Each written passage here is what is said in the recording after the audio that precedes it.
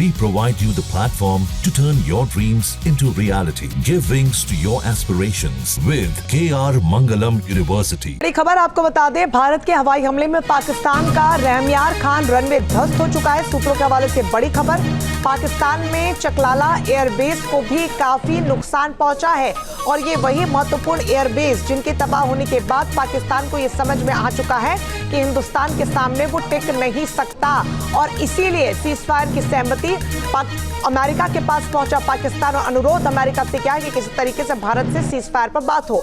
तो ये बड़ी जानकारी, जहां पर भारत के हवाई हमले में पूरी तरीके से पाकिस्तान पस्त होता हुआ नजर आया, भारी नुकसान हुआ है। सूत्रों के हवाले से खबर सामने आ रही है, रहमयार खान एयरबेस को नुकसान पहुंचा है, तबाह हो गया है। इसके अलावा चकलाला एयरबेस, यहां पर भी नुकसान पहुंचा है। सैटेलाइट तस्वीरें जो सामने आ रही है वो आपको दिखा रहे हैं।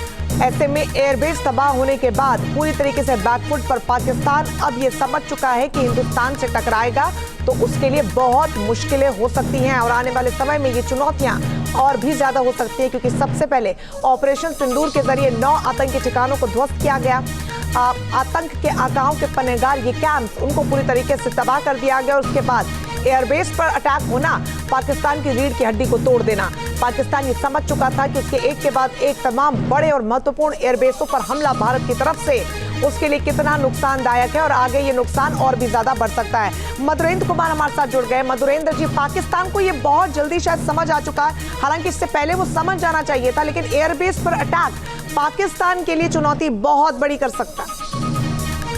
देखिए, बिल्कुल पाकिस्तान की चुनौती वहीं से शुरू हुई जब उसके एयरबेस जो है वो ध्वस्त होते चले गए और सीधे तौर पर देखिए तो सबसे बड़ा एयरबेस जो था उनका ध्वस्त हुआ, खासतौर पे आप देखिए रावलपिंडी में।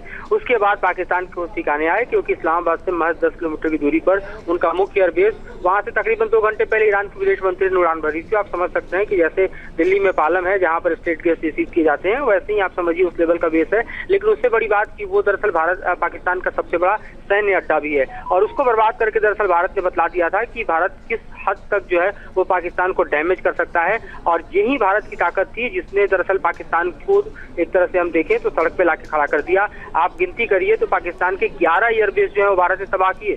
नूर खान, रफीक एयरबेस, मुरीज, सुकूर, सियालकोट और साथ ही उसके अलावा आप देखिए तो जैकबाबाद, बुलारी, सरदू, सरगोदा, चुनिया और ये तमाम ऐसे एयरबेस हैं जिनको दरअसल भारत ने एक एक करके बनाया। लेकिन सीधे तौर पर देखा जाए जो सबसे बड़ी सफलता भारत को मिली वो निश्चित तौर पे जो है वो हम कह सकते हैं कि जो इस्लामाबाद के पास स्थित उनका एयरबेस है उसको मारकर मिला। तो ये अपने आप में कह सकते हैं कि रावलपिंडी का एयरबेस का डैमेज होना वो दरअसल पाकिस्तान के लिए सबसे बड़ी हम कह सकते हैं कि एक सजा थी, जिसके बाद ठीक है मधुरेंद्र जी, आप बने रहिए हमारे साथ। इस बीच एक और बड़ी जानकारी सामने आ रही है, विदेश मंत्री एस जयशंकर ने 1 मई को ही कह दिया था, ये बड़ा अपडेट आपको बता रहे हैं। अमेरिकी विदेश मंत्री रूबियो से जयशंकर ने कहा था कि हम पाकिस्तान में आतंकी ठिकानों पर हमला करेंगे, यानी हमले से कुछ दिन पहले वो कह चुके थे। 1 मई को ही उन्होंने फोन पर बता दिया था। मधुरेंद्र लगातार बने हुए हैं, तो ये खबर निकलकर सामने वैसे भी मधुरेंद्र आ रही थी कि हमले से पहले जब आतंकी ठिकानों को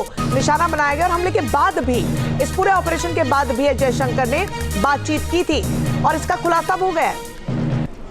देखिए, बिल्कुल डॉक्टर जयशंकर ने इस बात को खुद ही जाहिर किया है, तो अपने आप में देख सकते हैं कि ये इन्फॉर्मेशन ऑलरेडी पब्लिक डोमेन में है और ये बातचीत लगातार चल भी रही थी। लेकिन सीधे तौर पर देखें तो भारत का जो स्टैंड है वो बिल्कुल क्लियर था और आप देखिए कि जो ISI के करीबी संबंध रखने वाले अब तमाम आतंकी थे, चाहे वो मुरीद के हो चाहे बहावलपुर के शिविरों में रह रहे थे, तो वो अपने भारत के टारगेट पर था। और इसीलिए आप देखिए तो जब भारत ने अपने टारगेट सेट किए तो आप पूरी तरह से जो है वो 9 के 9 आतंकी ठिकाने न सिर्फ पूरे बल्कि उसमें रहने वाले जो टॉप कमांडर थे सब मारे गए, जिनको सुपुर्द खाक करने के लिए हम देखा कि पाकिस्तान के जो आर्मी के बड़े अधिकारी थे, कमांडर थे, वो खुद मौजूद थे और पॉलिटिकल एस्टेब्लिशमेंट के भी लोग थे, जो साबित कर रहा है कि किस तरह से आर्मी की प्रॉक्सी के तौर पर लोग काम करते हैं। और बिल्कुल मधुरेंद्र, एक वक्त ऐसा था जब 71 की ही जंग क्यों ना हो या फिर करगिल का युद्ध, तब अंतर्राष्ट्रीय स्तर पर इतना बड़ा समर्थन मिल नहीं पाता था। लेकिन इस बार जब ऑपरेशन सिंदूर को अंजाम दिया गया तो उससे पहले भी अमेरिकी विदेश मंत्री से बातचीत की थी हमारे विदेश मंत्री ने, उसके बाद भी जानकारी दी थी, तो परिस्थितियां